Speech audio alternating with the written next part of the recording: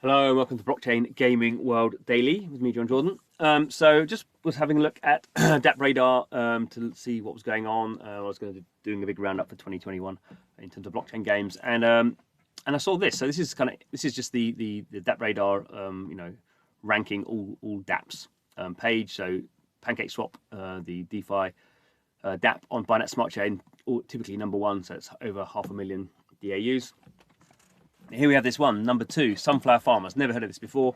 It's a game running on the Polygon blockchain, and it has almost 350,000 daily active unique wallets. So that's pretty interesting. So let's go and have a look at a bit more detail so we can see here, get an idea about what sort of game this is. So we have a lot of games about farming, and obviously typically you're farming tokens.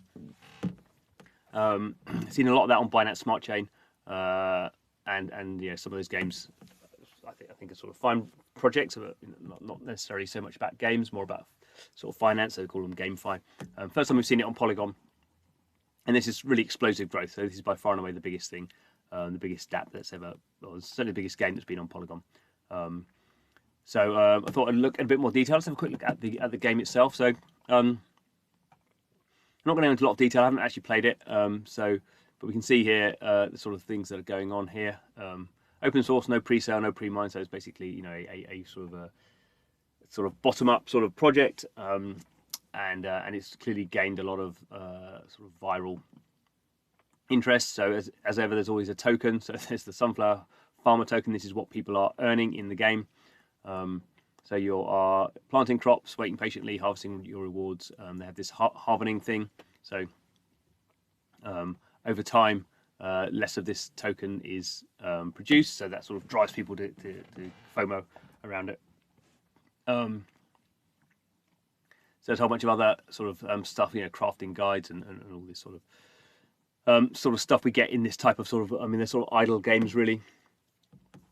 NFTs you can trade. You hold the token, and every 3 days you get rewards.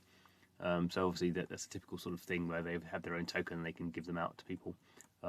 Good to see there's a roadmap here. So this is actually a project that's been around for a while, just hasn't sort of taken off, and now it certainly has taken off. So they're looking to do some mobile stuff here and some social farming, and we also have a team here, so that's always interesting to see. You can't actually click on anything, which is a bit odd, but anyway, there are some faces there, and they seem to be sort of real people.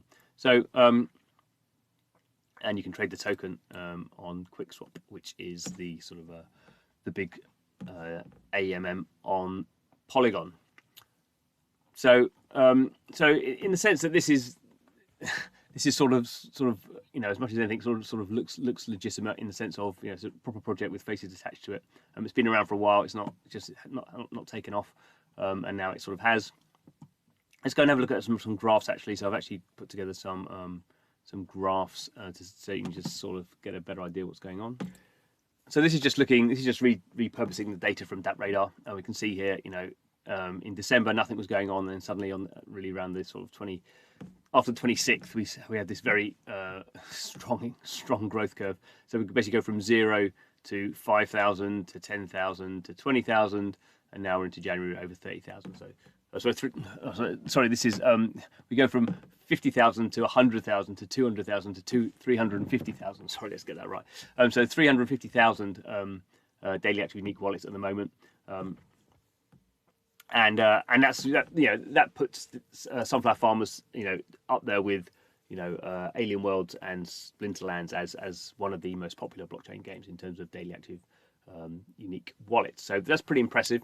That kind of stuff, we have seen that in the past with some projects that have seen very strong growth like that, and things, but then things tend not to play out very well. So what tends to happen is these lots of people come piling in because you can make money. The token people coming in drives the token price up because people want to get involved, and they're sort of buying NFTs, and people are sort of farming NFTs, and everything's sort of good for a certain period of time, and then people put too much sort of value into the system, and the whole thing starts breaking down, in the prices start going down, and then people everyone starts sort of trying to dump their tokens. So I'm not saying this is what is going to happen in this case. So I'm not even saying that's certainly not saying that's what the developers want to happen.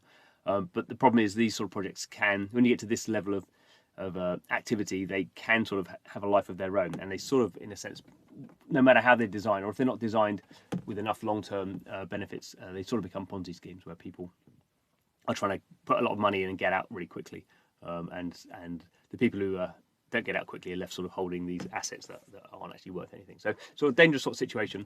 Another interesting thing actually about this is this so much activity now on sunflower farmers that the Polygon blockchain is now congested. So Polygon is not working very well as a blockchain. If you tried to use it recently, you've noticed that these transactions aren't going through. Really basic stuff is not happening, and that's because so many people are trying to place sunflower farmers that the whole thing's congested. So that's a sort of danger as well. If you are playing this game, that even if you want to get out at the right time, you might not be able to because the whole thing's congested. I've also done this graph. So what I've done is I've normalized. So I've taken the values in early December and set those to 1, and then just to sort of break down to see where the growth is happening. And this is a log scale as well. So we can see here. So we have number of users in blue, number of the volume, the sort of value going in and out in red, and the number of transactions in yellow. And we can kind of see sort of number of transactions and number of users is sort of roughly gone up, broadly at the same level. Transactions have gone up faster than users, which sort of suggests there are bots involved here. I'm sure there are bots involved. But what's really interesting is the volume has gone up. So the normalized volume has gone up much quicker than everything else. So the volume in and out is growing much faster than the number of wallets, and that also is sort of is very suggestive of a economy that is growing out of control because people are being able to make money, and so if you can make money, you try and put as much value in to the system as possible and then extract it as quickly as possible. And it's just sort of a warning sign that these things, if it's too good to be true, these things probably are too good to be true. And it looks like it's a shame in the sense that Sunflower Farmers looks like sort of a nice sort of game, but it just appears that having this level of growth is just very hard to sustain. When we see these sort of, it can happen that you see this level of growth, then it sort of plateaus out and people are happy.